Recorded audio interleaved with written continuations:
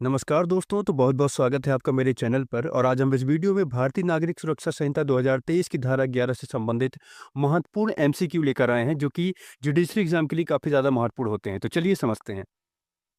पहला है, भारतीय नागरिक सुरक्षा संहिता 2023 की धारा 11 किससे संबंधित है? कार्यपालक मजिस्ट्रेट, विशेष न्यायिक मजिस्ट्रेट, पुलिस अधिकारी, लोक अभियोजक। तो इसका आंसर हो जाएगा दोस्तों बी, विशेष न्यायिक मजिस्ट्रेट। यानी कि जो हाई कोर्ट है, बीएनएसएस की धारा 11 के तहत क्या करती है, ये विशेष न्यायिक मजिस्ट्रेट को नियुक्त करते हैं जब कार्यभार ज़्यादा बढ़ जाता है तो। दूसरा है, धारा 11 के अंतर्गत विशेष न्यायिक मजिस्ट्रेट की नियुक्ति कौन करता है? राज्य सरकार, केंद्र सरकार, उच्च न्यायालय या जिला मजिस्ट्रेट। तो इसका आंसर हो जाएगा सी, उच्च न्यायालय। तीसरा है, धारा 11 के तहत नियुक्ति किसके अनुरोध पर की जाती है? पुलिस अधीक्षक, जिला न्यायाधीश, केंद्र या राज्य सरकार, बार काउंसिल। तो इसका आंसर है सी, केंद्र या राज्य सरकार। जब ये अनुरोध करती हैं हाई कोर्ट से, तो फिर इनकी नियुक्ति की जाती है। चौथा है, धारा 11 के अंतर्गत किसे मजिस्ट्रेट की शक्तियां दी जाती है? धारा 11 के अंतर्गत किसे मजिस्ट्रेट की शक्तियां दी जा सकती है? किसी भी नागरिक को, केवल वकील को, ऐसे व्यक्ति जो सरकारी पद पर है या रहा हो, केवल पुलिस अधिकारी को। तो इसका आंसर हो जाएगा दोस्तों सी, ऐसे व्यक्ति जो सरकारी पद पर हैं या रहा हो। पांचवा है, धारा 11 के अंतर्गत दी जाने वाली शक्तियां किसके समान होती हैं? सत्र न्यायाधीश, उच्च न्यायालय, प्रथम या द्वितीय श्रेणी न्यायिक मजिस्ट्रेट, लोक अभियोजक।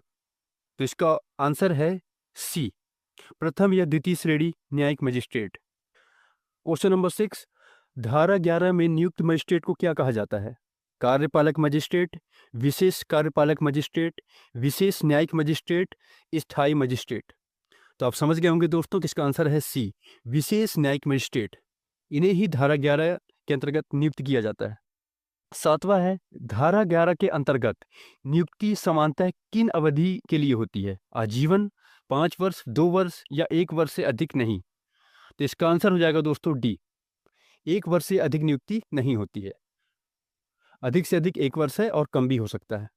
आठवां है, विशेष न्यायिक मजिस्ट्रेट किस प्रकार के मामलों की सुनवाई कर सकता है?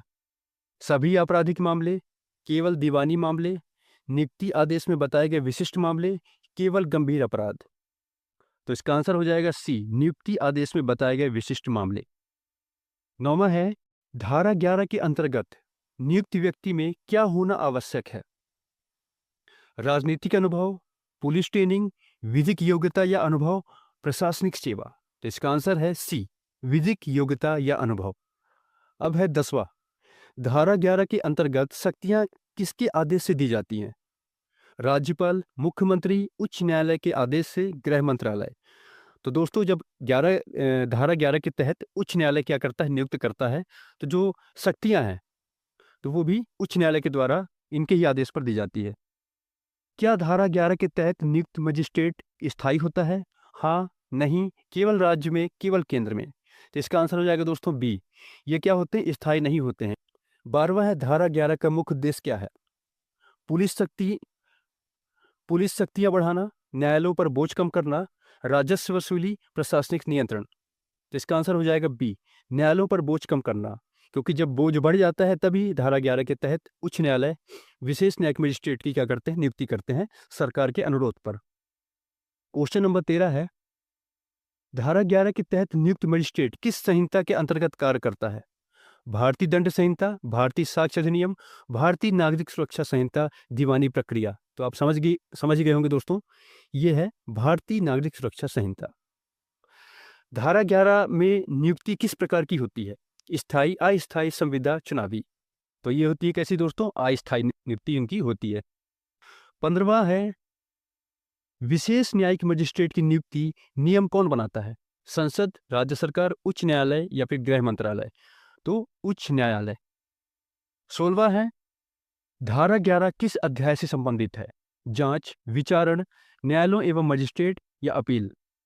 इसका आंसर है सी, न्यायालयों एवं मजिस्ट्रेट। 18वां है, धारा 11 के तहत नियुक्त मजिस्ट्रेट किन शक्तियों का प्रयोग कर सकता है? सभी न्यायिक शक्तियां, केवल पुलिस शक्तियां, आदेश में निर्दिष्ट शक्तियां, केवल सिविल शक्तियां। तो इसका आंसर हो जाएगा दोस्तों सी, आदेश में निर्दिष्ट शक्तियां, जो इनको हाई कोर्ट आदेश देगा, उच्च न्यायालय। 18वां है, क्या उच्च न्यायालय बिना सरकार के अनुरोध के धारा 11 लागू कर सकता है?